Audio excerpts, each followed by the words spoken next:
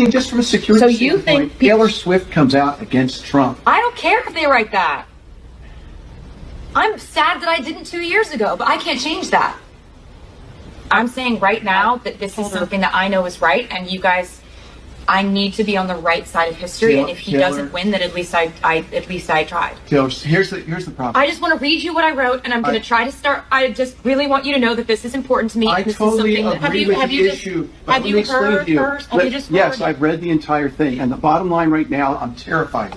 I'm the guy that went out and bought armored cars. I worry for her safety as much as anybody does, maybe more. It really is a big deal. She votes against fair pay for women. She votes against the reauthorization of the Violence Against Women Act, which is just basically protecting us from domestic abuse and stalking. She thinks that if you're a gay couple, or even if you look like a gay couple, you should be allowed to be kicked out of a restaurant. It's really basic human rights, and it's right and wrong at this point. And I can't see another commercial and see her disguising these policies behind the words Tennessee Christian values. Those aren't Tennessee Christian values. I live in Tennessee. I am Christian. That's not what we stand for. I need to do this. I need you to forgive me for doing it, because I'm doing it. Welcome to the War Room. It's Wednesday, December 13th in the year of our Lord 2023. Now, you guys know the old saying used to be, no women in the War Room. I think there was probably a subcategory under that was no Taylor Swift in the War Room. But today, we are breaking barriers, and we have a special, at Steve's request, believe it or not, focusing on Taylor Swift, not her music, not any of the pop culture stuff, but her potential impact, probably rather nefarious impact for those of you who are watching this show, on the 2024 election. I was going to go into a long rant, a long riff to give you my thoughts on the issue, but we have so many wonderful guests for the show. We're going to have to table that for another time. So without further ado, I want to get into our first guest right off the bat, who's going to sort of set the stage, I would say, substantively. We got Jack Posobiec joining us. Now, Jack, you know the refrain with Taylor Swift is and always has been that she's apolitical, right? She doesn't get into this. She doesn't talk about Trump. She doesn't talk about politics. But you have gone through chapter and verse on your Twitter account, bringing the receipts like you always do, showing us that empirically that's not true. So can you once and for all dispel the myth that Taylor Swift is an apolitical figure? Well, Natalie, thanks so much for having me on. I love the fact that you're doing this on Taylor Swift's birthday, by the way. That's just a little bit of perfection right there. And when they named her, and I could kind of see this psyop forming over the past year or so, because you could see so much investment, so much of the machinery of really the state getting behind Taylor Swift, pushing her to a higher level than she's ever been before. And I'm sorry, folks, but I just have to say this, like, her career peaked like almost a decade ago, naturally peaked about a decade ago. She hasn't had any song that's gone organically, viral or been a big hit organically since then. Now, suddenly, she's feeded everywhere. We're faced with her everywhere. It's not a young person that we're talking about. So she turns 34 today. And in that clip that you shared back there, she describes herself as the, the arbiter of Tennessee Christian values. Well, actually, Taylor Swift, you're not a Tennessee Christian. You're not even from Tennessee. You're from Pennsylvania, just literally a couple of miles up the road from where I'm from. People say Taylor Swift's a young girl. No, you're about the same age as me. So no, I can come in and I can comment on this. Now, the media has been losing their minds because after Time Mag rolled her out as the person of the year, something that, which, by the way, she had also been the co-winner of, the co-awardee of in 2017 for her work in the Me Too movement, which was the first time that she was used as an instrument of statecraft, which, of course, the Me Too movement was generally a purge of conservatives, a purge of white Christian males, and then eventually a purge within their own movement. Now with her becoming the full-on person of the year, and I tweeted this I guess it's been almost 2 weeks since I tweeted this. The media is still losing their minds at me on this, regime media at least, that is. I tweeted, the Taylor Swift girl boss psyop has been fully activated. From her hand-selected vaccine shill boyfriend to her dink lifestyle to her upcoming 2024 voter operation for Democrats on abortion rights, it's all coming. Look, Travis Kelce was paid $20 million by Pfizer. This came out before, right? So the $20 million came out before the fact that it came out that she was dating him, but then they announced that they were dating before we knew that he had already signed a deal with Pfizer. He also signed an agreement with CAA. CAA, what is that? That is one of the most powerful Hollywood talent agencies in the entire country, really the entire world. Ari Emanuel's got one. The other one, of course, is this, CAA. This was Harvey Weinstein's power network. Travis Kelce's in that. Taylor Swift is in that. And so what I'm explaining to people is that everything you're seeing right now is manufactured. It's completely manufactured. The same way that Bernays would manufacture propaganda, came up with the phrase propaganda, changed it to public relations. He said, we can't talk about propaganda anymore, Edward Bernays. We have to turn it to public relations. Bernays, of course, being the nephew of none other than Sigmund Freud, one of the fathers of modern psychology. And so you put all these things together and you understand the power of the people who are behind the media and the power of the machinery of statecraft that's getting behind Taylor Swift. Now, they've rolled this out a couple of times, and as you say, I provided the receipts on my Twitter account. I was very clear about this. We went on the Thought Crime podcast with Charlie Kirk and the guys, and I said, look, she comes out against Trump, right? Pretty much day one of 2020 with this documentary, Miss Americana. She gives one of the worst acting performances I've ever seen in my life. You can basically see the cue cards off the screen that she's reading from. Oh, he thinks gay people shouldn't allowed to be eating in restaurants, and Marsha Blackburn is Trump. She said Marsha Blackburn is Trump in a wig, and she's going after her in Tennessee. She's reading through a litany of these things. She's saying that Donald Trump doesn't stand for equality for women, for equal pay. It's just straight up like left-wing Tumblr, Reddit talking points. And they're using Taylor Swift as the vehicle to do this. Now, they also ran a proof of concept for her. Number one, when she endorsed Joe Biden with a plate of cookies that she made, Biden-Harris 22, or at least we're told that she made the cookies. I mean, if anybody actually thinks that Taylor Swift made those cookies, you probably also think that Russia made an agent of theirs in Donald Trump and put him in the White House, and that's how they won 2016. Then, of course, she also conducted as a show of force, really a proof of concept, how many times, and I believe this is in 2022, how many people she could get to register to vote with just one Instagram post. And they tracked this with just one Instagram post. Taylor Swift put up, I want all my Swifties to register to vote today. Almost 50,000 people registered to vote within one day of her tweet or posting that up on Instagram. And so they're slowly and very obviously building Taylor Swift into the ultimate left-wing influencer in the way, look, Dylan Mulvaney's TikToks are only going to go so far, okay? And Harry Sisson and these people they're bringing to the White House, they want to bring the big guns online for 2024, and it is going to be Taylor Swift weaponizing the Swifties into an anti-Trump army through the power of TikTok, through the power of ballot harvesting. These direct actions are going to be called for her.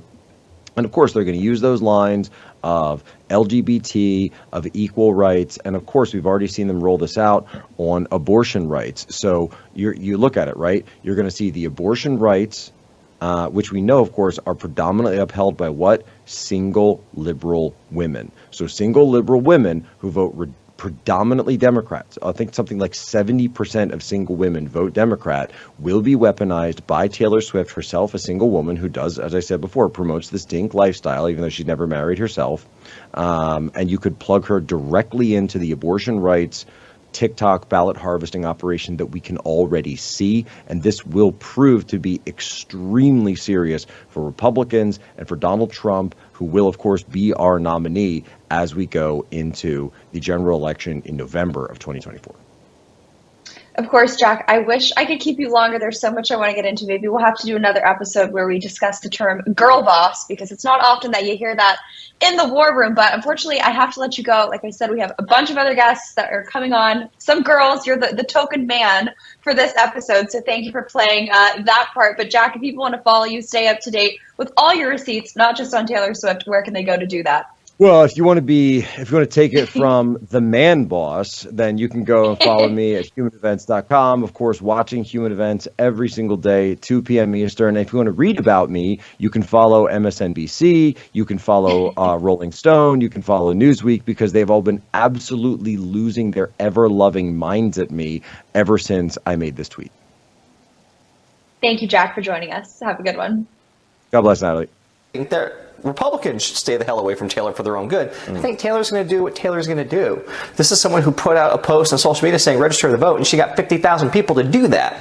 The connection that she has with her fans, and particularly with young women and young girls and teenage girls, is incredibly strong, and it is moving. And it is bigger than politics. It is about community. It is about autonomy. It is about independence. It is about power. Just as she did with her own masters, re-recording her masters after they were sold out from under her by her former music label, and creating this new art from her old music and making it incredibly successful on the charts and profitable. She is the blueprint for the modern day woman coming of age of how to take the power back from male dominated power structures. Taylor's going to do what she's going to do, and I think that if Democrats are smart, they won't lean into it. They will let her just do the work for them and then sit back and reap the benefits. When MSNBC tells you not to follow or cover a story, that's almost a telltale sign that we most definitely should. I think that's an axiom here in the war room. And I would say Taylor Swift is probably not a blueprint for young women to follow. And I think our next guest, the wonderful Evita Duffy, who is a fellow University of Chicago graduate, will also have Darren Beattie joining us later in the show. So it's a UChicago trifecta. Has a wonderful piece in The Federalist. The most insufferable woman in America wins Times Person of the Year. Taylor Swift isn't a thought leader or an artistic genius. She's a girl boss, cat lady, whose narcissism has made her a toxic, romantic partner. Evita, I'm so glad you could join us. If you want to walk us through the piece a little bit, and then we can get into some more of the cultural ramifications of Taylor Swift, I'd love to do that too. Yeah, of course. So I think that the crux of my piece really is that Taylor Swift is the perfect controllable woman, right? This is somebody when the CDC said everybody wear masks, she's a mask wearer, right? If they say, vote for Joe Biden, Taylor Swift is all in for Joe Biden. She's influencing young people to vote for Joe Biden. Taylor Swift is not somebody who's a political genius, right? She's not somebody who is super involved in politics. You can tell she doesn't really know what she's talking about. She takes cues from other leftists and sort of says what she thinks people want her to say, which makes her really, really useful for the left, because if they say we need you to do something, she does it. She will regurgitate whatever talking points they want her to do, no questions asked, which like I said, makes her the perfect controllable woman, easily influenced, just like so many of the young women who she has such a hold over.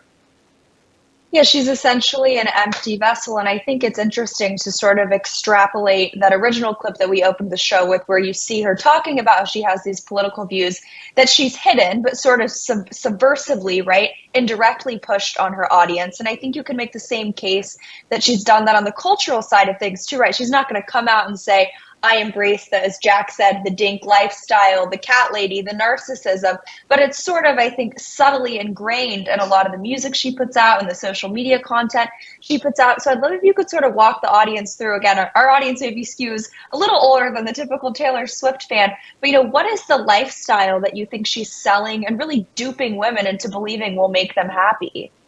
Yeah, so Taylor Swift is known in her music for just harping on all of her ex-boyfriends, right? Frankly, I feel bad for a lot of her ex-boyfriends. She has just horrible songs written about them, about how terrible they are. And the message is really clear, right? Taylor Swift has not found love. She's not happy with the patriarchy and with men in general, and so she kind of says screw all men, and that's sort of the general message of her music. And then if you look at her lifestyle, right, she's somebody who is very wealthy. She lives on her own. She loves her cats. She's a cat mom, right? She pushes a lifestyle on women that is be single, don't get married, be true to yourself, right? That's a phrase that we always hear from them, and also ultimately, what's really sad about it is that a lot of young women aren't going to be as happy even as Taylor Swift is. Because Taylor Swift, when she goes home from her concert after singing negatively about all of her ex-boyfriends, right, she goes home to a mansion. But a lot of young women, they go home to a little apartment by themselves, with nobody, and that's a really sad lifestyle to have. I think telling young women not to look for love, not to look for a spouse or care about having children, is a really negative thing to be pushing on young women. But like Jack said in the last segment, it's actually really advantageous for Democrats, because if you have young women not wanting to start families and get married, they actually become much more dependable Democrat voters. Single young women are one of the most dependable voting blocs Democrats have ever had. So to keep them in that stage of their life for as long as possible and perhaps forever is so important for them. And that's why I think they love Taylor Swift. They love the lifestyle that she promotes, in addition to her, like you said, being just an empty vessel for their politics. Yeah, I mean, the studies show that, female happiness, particularly among our generation, has just dropped off precipitously. And I think it's because they bought in to that fake narrative, that fake mindset that Taylor Swift, and of course there's a bunch of other people who do it too, but I think right now when she's made Person of the Year, it's where all of our attention is focusing. But you bring up an interesting point, the sort of political underbelly, I think, to her cultural message, which is it's great for the Democratic Party to have single women, to have, frankly, unhappy single women, right? I think those people tend to vote Democrat more. That may be a hot take, but I stand by it.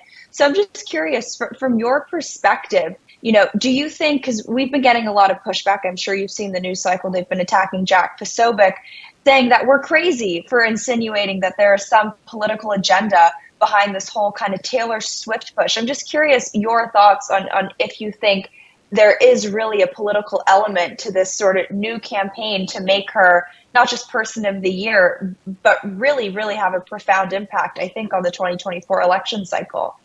Yeah, there is nothing that the corporate media does that isn't intentional, right? This is gaslighting 101 from the media to say, oh, we just made her Person of the Year because she had great ticket sales and she's just really an awesome person. This is silliness, right? And actually they've been priming us for this Person of the Year announcement for a really long time. There's been article after article after article in the corporate media about how great she is, fawning over her and her new relationship, which I'll just say, Travis Kelce, I don't think it's going to last because none of her relationships do. I think that's another indication really that she's a bad example for young women. If you have relationship after relationship ending up in flames, and you write really awful negative songs about them, perhaps that means Taylor Swift is the problem. Side note there, but yeah, I think it's very intentional. They were priming us for it. They made her Person of the Year. Now she's in a perfect position with even more media attention and clout around her to shill for Joe Biden once again. Because what's really important to note about this election cycle is with the controversy with the war on Hamas and Israel, you have a lot of young people really angry at Democrats and really angry at Joe Biden. Taylor Swift has an incredible amount of influence over this group of young people that Democrats are really concerned about. Nobody in that demographic people really has the motivation to say, yes, I'm excited to get out and vote for Joe Biden. So if they have Taylor Swift waiting in the wings, ready to come out and say, we all got to come for Joe Biden, that is going to be huge for Democrats. And make no mistake, it is so intentional that they are hyping her up, making her Person of the Year, talking about her constantly, because they are going to need her come 2024.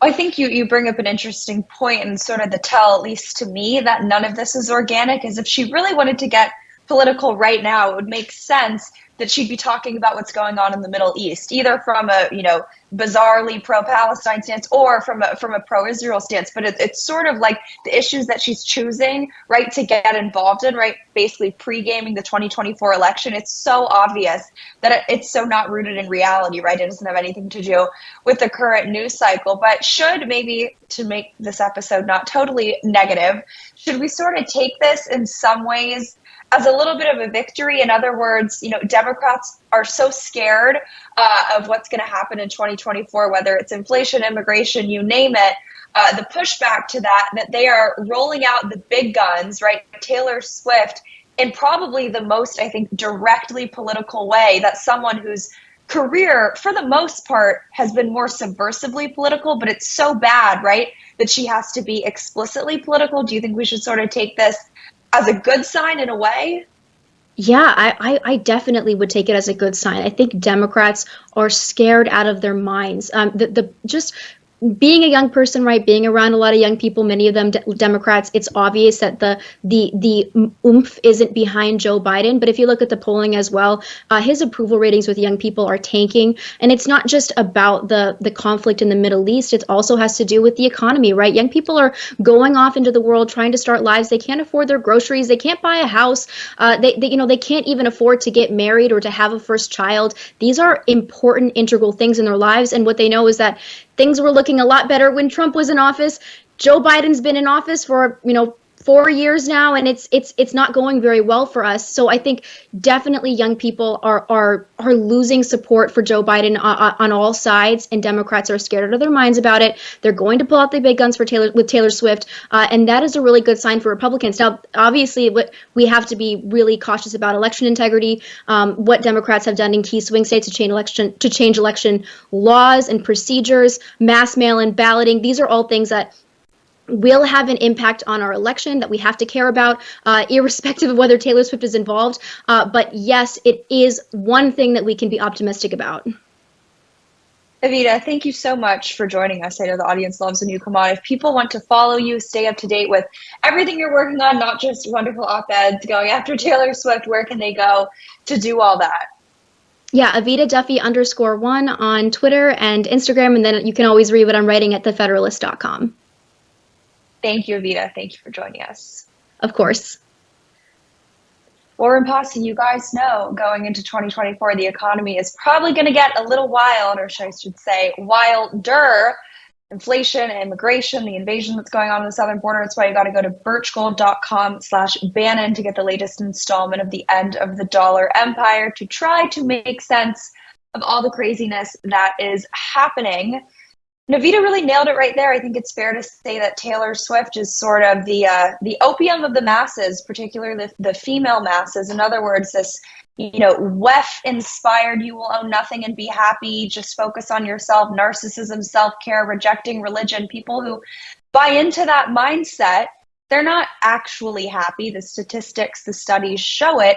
But when they buy into the narrative, the lifestyles, the lies of people like Taylor Swift, yeah, it might give them a fleeting sense of happiness to stick it to the guy that they think wronged them. Make no mistake, guys can wrong you. But there's just a systemic approach, I think, to Taylor Swift, the way she dates, her lifestyle, that is just always villainizing, rather, the man. And I don't think that you can find fundamental, true happiness if you live your life like that. And someone who I think has really, through her work with Turning Point USA, but also is a member, I think we're probably around the same age.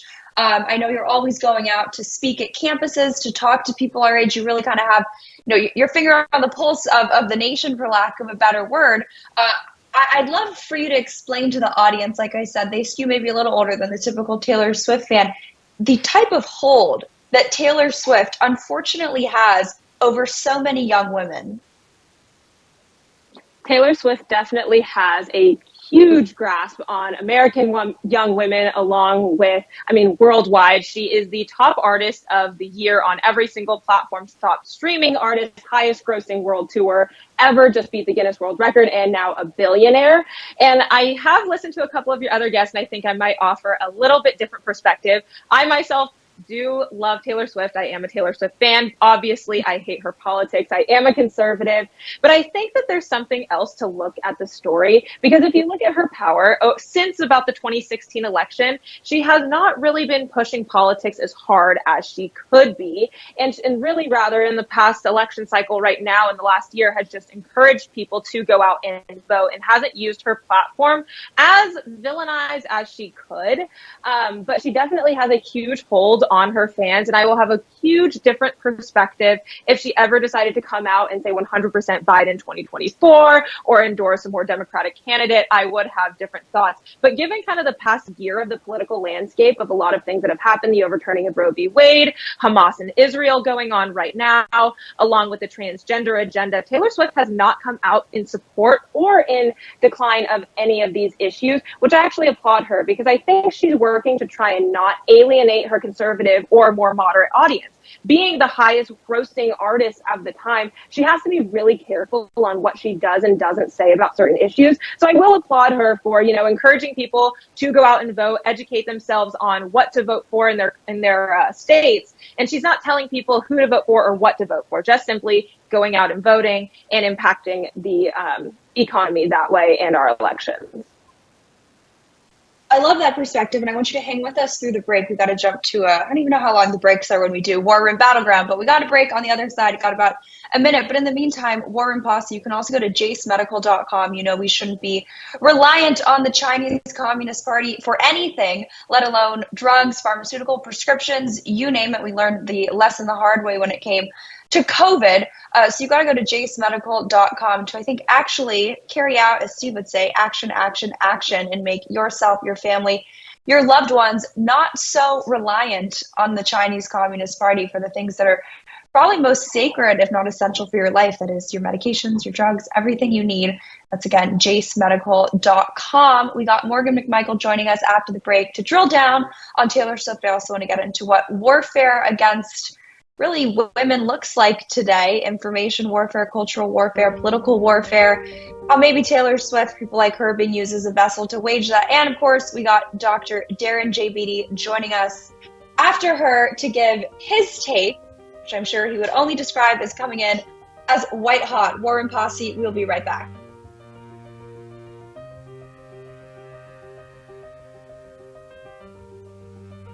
War Room Battleground with Stephen K. Bannon. Welcome back to the War Room. It's still Natalie Winters filling in for Stephen K. Bannon, but don't worry, he will be back tomorrow. We still got Morgonn McMichael with us. We've got Darren J. Beattie joining us later. Now, some of you may know, but Morgonn is an ambassador for Turning Point USA. I'm sure she'll be at AmFest, so make sure to go and say hi if you see her. Of course, War Room will be doing live shows there as well. But, through your work with Turning Point, like I said, you speak at a lot of college campuses. You kind of get to interact with younger people. And I don't know necessarily what your answer to this question is. I don't know if you'll give the audience hope or make them even more depressed. But I think if you sort of look at Taylor Swift really as an example, I think, of a lifestyle that maybe you or I personally disagree with. In other words, not necessarily pushing marriage. She says she's a Tennessee Christian, but it doesn't really seem like a lot of the values that she upholds necessarily comport with that. There's this sort of, I think, promotion of, self-love and self-care almost to a narcissistic extent, as opposed to finding a meaning to life that's bigger than yourself, right? Bigger than just chasing relationships with guys that seem to always end in flames. But generally, the sense that you get when you talk to other young people, do they buy into that? Or is there sort of a resurgent, for lack of a better word, counterculture, where young girls are sort of saying no to that lifestyle and embracing maybe more traditional approaches to relationships and religion, and sort of rejecting the, dink lifestyle that I think Taylor Swift promotes pretty heavily? Gen Z loves Taylor Swift, especially women on college campuses. And I have seen a huge amount of Gen Z women are resisting, the hookup culture that's very prevalent in our generation, and instead wants to have relationships, wants to sit down. They're really starting to become tired of feminism and the lies that have just been shoved down women's throats for decades, which I think is something really hopeful. And I know you and I may disagree on Taylor Swift with her music. She has a lot of songs that tell stories. It's not always about ex-boyfriend. She has love songs. She has songs that have really helped people through hard times or to feel different emotions, wherever that may look like. So I think Taylor Swift has really helped a lot of women too. And I don't think that she promotes the dink lifestyle as much as people think she does. And I want to touch on even like her being person of the year for a second, because if you look at that, she has made such an enormous amount of impact, not just in America, but worldwide. She was a household name. Everybody who was anybody in the US was talking about Taylor Swift at least one time within the last year. So even if it was a good conversation or a bad conversation, she was making the headlines and made an impact in our country, which is why I personally do think she deserved Time Person of the Year. Because look, last year was Zelensky. Don't like Zelensky, don't love what's going on in Ukraine. And, I don't like him as Person of the Year, but it made sense for the time with that being a hot topic. So, looking at Gen Z women who, may have never read Time magazine, looking at the headlines, looking at, women are statistically right now starting to move in a more, I think, conservative way, because they're starting to be fed up just with feminism and the wokeness of what's going on, not just in colleges, but just everywhere around them, because it's gotten so radicalized. And even Taylor Swift now, she's in a relationship, and a lot of women have attached onto that relationship, being obsessed with it, and looking at how her and Travis Kelce together, it's like, oh, I think she really is going to get married and have children now. I mean, today is actually her 34th birthday, which is pretty funny.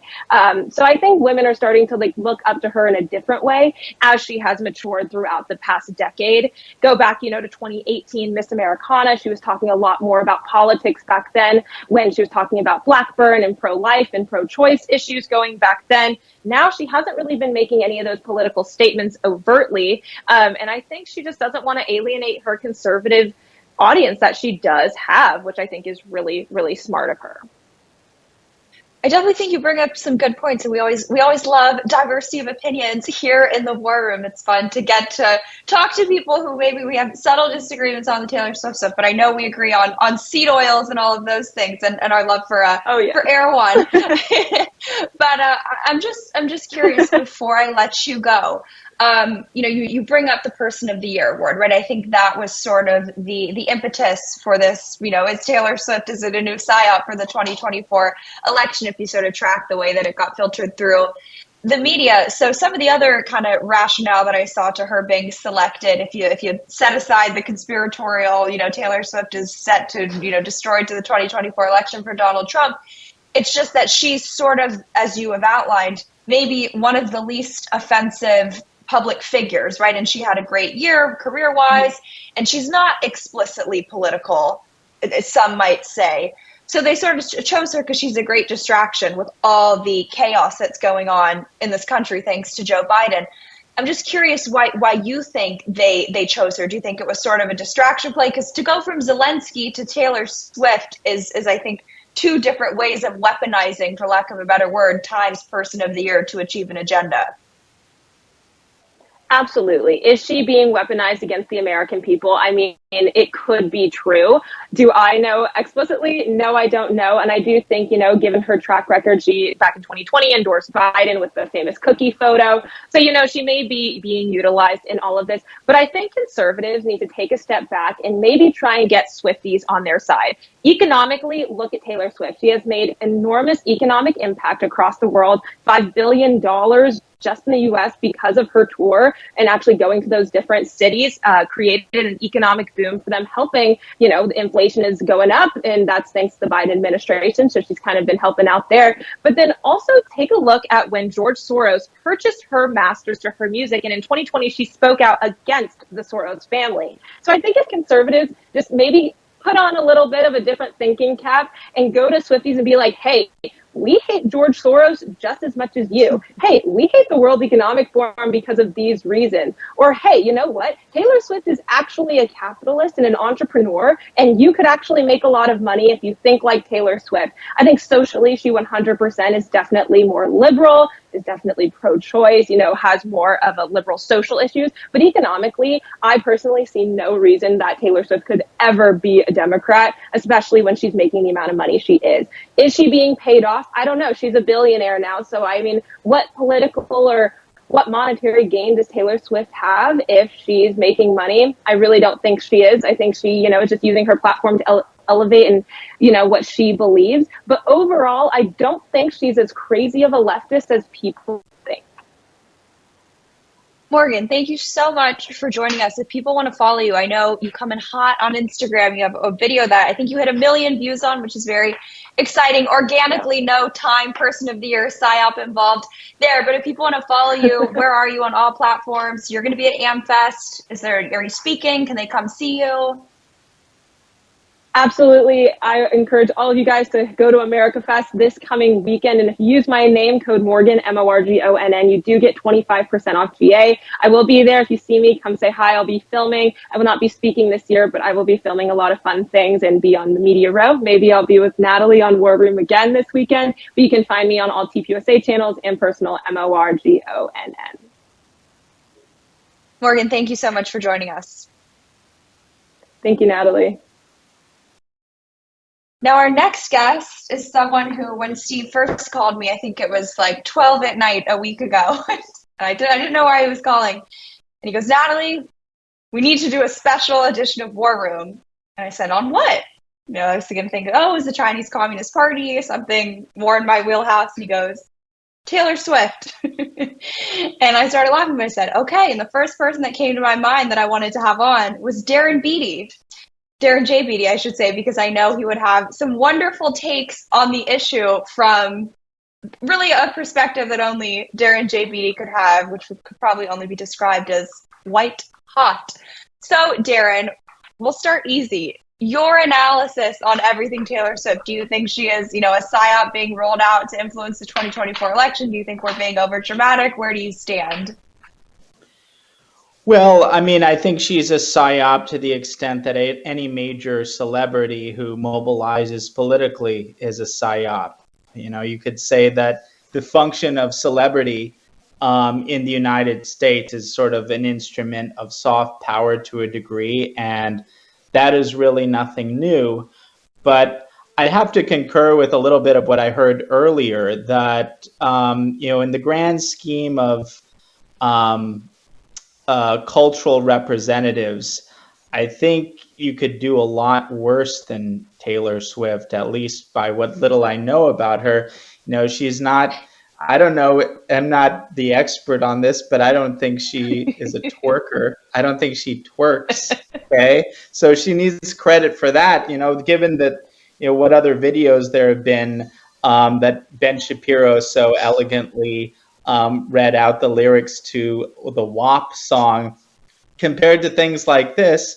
Taylor Swift, by pop icon celebrity standards in the United States, is wholesome. I think we have to acknowledge that graded on the curve, she's pretty wholesome and, represents more or less not the worst that you can be, which is not a ringing endorsement, but it's not a condemnation either.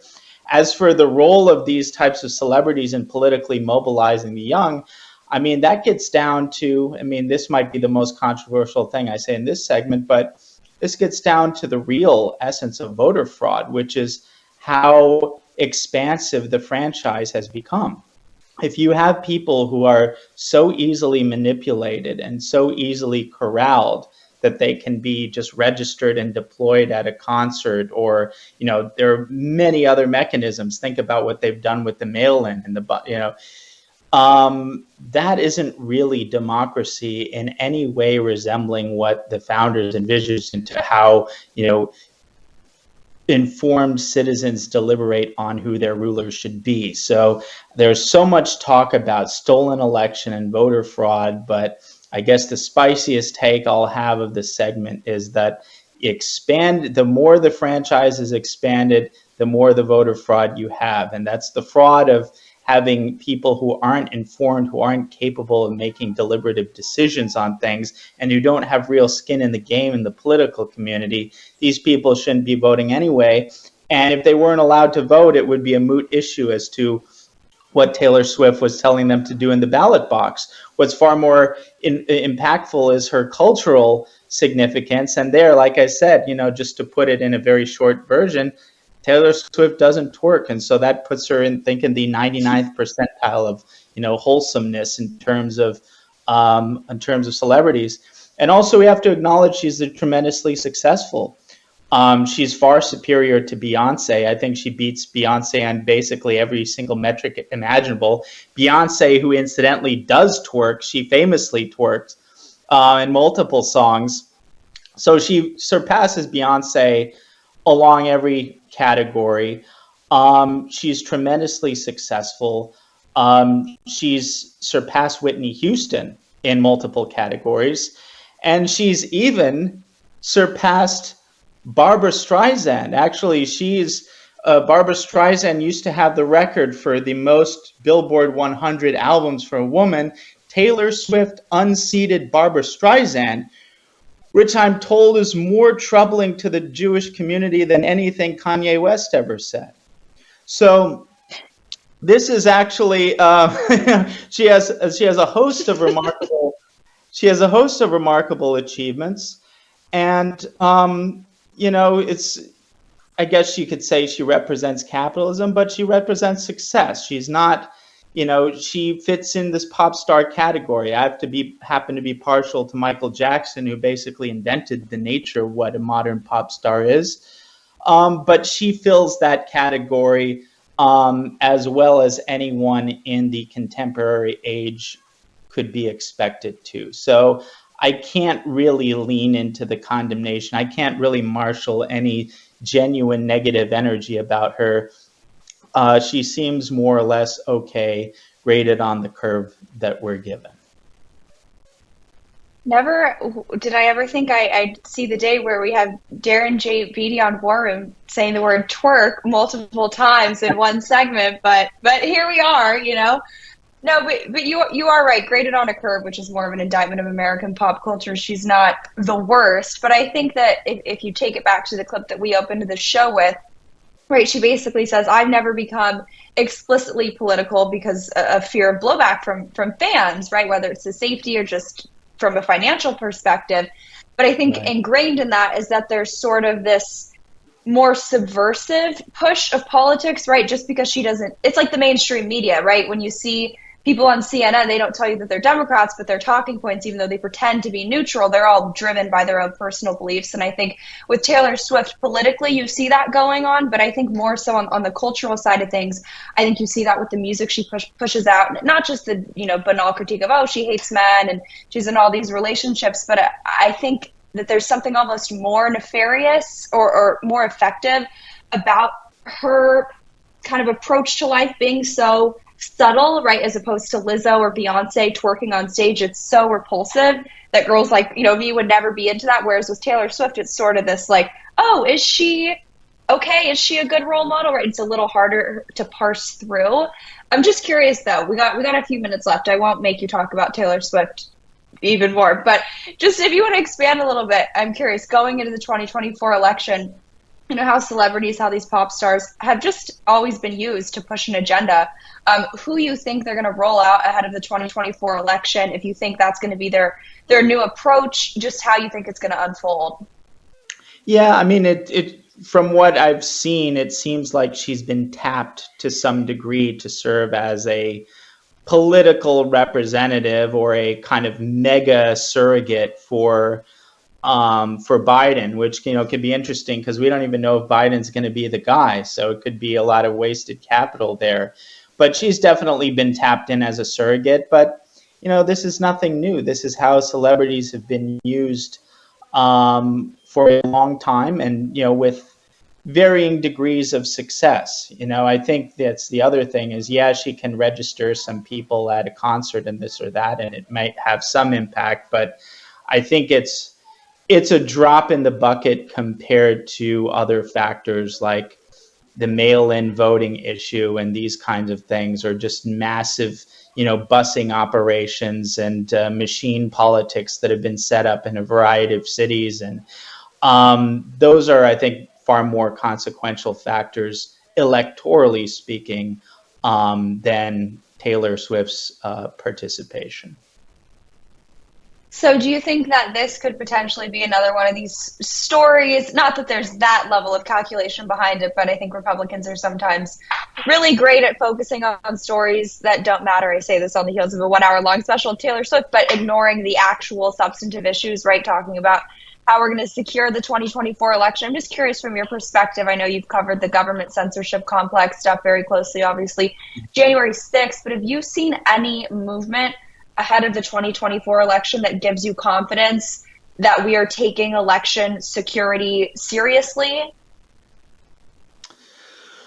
Well, there's a lot of talk about it, but I haven't seen any kind of serious attempt at implementation. And we don't know what tricks the Democrats have up their sleeves this time. I don't think they could pull off another COVID, at least not in the same way, but I'm sure they have some other tricks. And keep in mind that with the criminal indictments of Trump, where they're effectively trying to make it illegal for what President Trump did on the basis of his belief that 2020 was stolen, that sort of sets the precedent that any serious questioning of future elections could be criminal.